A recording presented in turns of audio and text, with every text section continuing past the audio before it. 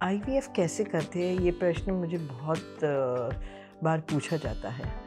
IVF simple treatment है। हम एक बार डिसाइड कर लेते हैं कि आईवीएफ करना है तो किस पेशेंट्स में करते हैं जिनके ट्यूब्स ब्लॉक्ड हो, जिनके बहुत ट्रीटमेंट्स कर चुके हैं, पहले सर्जरी, दवाई खा चुके हैं, आईयूआई कर चुके हैं और उसमें कोई सफलता नहीं मिली होगी तो आईवीएफ करना चाहिए।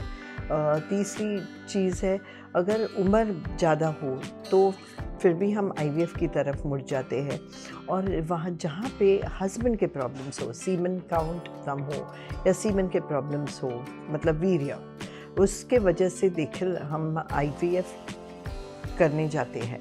तो आईवीएफ करने से पहले प्री ट्रीटमेंट जो बोलते हैं वो बहुत इम्पॉर्टेंट है। मतलब खाना पीना तंदुरुस्त हो, हमारे जो सप्लीमेंट्स हैं हम देते हैं। तीसरी चीज़ मतलब मेंटल हेल्थ भी बहुत इम्पॉर्टेंट है, तो वो उन्हें काउंसलिंग की ज़रूरत हो तो हम देते हैं। और फिर सर्जरी, अगर पीसीओएस हो या पॉलीसिस्टिक ओवरी हो तो हम दवाई देते हैं या वज़न कम करने बोलते हैं। अगर एंडोमेट्रियोसिस हो तो फिर भी हम दवाई या सर्जरी एडवाइस करते हैं। अगर फाइब्रॉइड्स हो तो वो निकालने पड़ते हैं कभी कभी कई पेशेंट्स में। और यूट्रस के अंदर अगर पॉलिप्स, एडिशंस, कोई भी खराबी हो तो हिस्टोस्कोपी करके हम वो ट्रीट करते हैं। इसके बाद फिर पेशेंट का प्रिपरेशन होने के बाद हम आईवीएफ की एक्चुअल प्रोसेस क्या होती है। आईवीएफ के एक्चुअल प्रोसेस में 10 दिन इंजेक्शन्स लेने पड़ते हैं और इससे ये जो अंडे होते हैं वो ग्रो होते हैं। नॉर्मली अगर आप किसी लड़की को देखो, बिना दवाई के एक अंडा ग्रो होता है और वो फिर उसका बच्चा हो सकता है। आईवीएफ में हमें 10 या 12 अंडे चाहिए होते हैं, तो हम उसे इंजेक्शन देते हैं जिससे हम 10 या 12 अंडे तैयार करते हैं।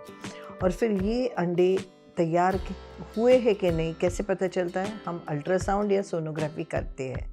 तो पीरियड के दूसरे दिन, पीरियड के 6th डे, 8th डे और 10th डे को हम सोनोग्राफी करते हैं। इसके लिए आपको आईवीएफ सेंटर आना पड़ता है।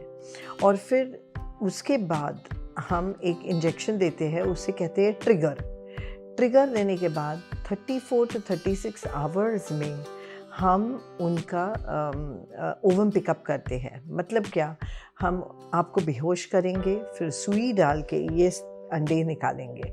सो ये प्रोसीजर है आईवीएफ का।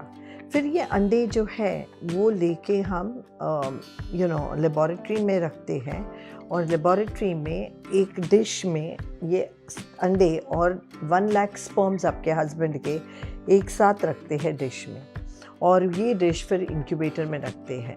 और इससे क्या होता है कि स्पर्म्स अंडे में जाके उसे फर्टिलाइज़ करता है या बच्चा तैयार हो जाता है। और फिर ये बच्चा उठा के 3 दिन के बाद या 5 दिन के बाद हम थैली के अंदर छोड़ते हैं।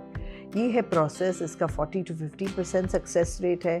कभी कभी बार बार करना पड़ता है। और अच्छे पेशेंट्स हो, मतलब अच्छे पेशेंट्स मतलब क्या कि एज यंग हो, लड़की का सीमन काउंट बॉर्डरलाइन हो और यूट्रस अच्छा हो, तो सक्सेस रेट 4 साइकिल्स में 90% होता है।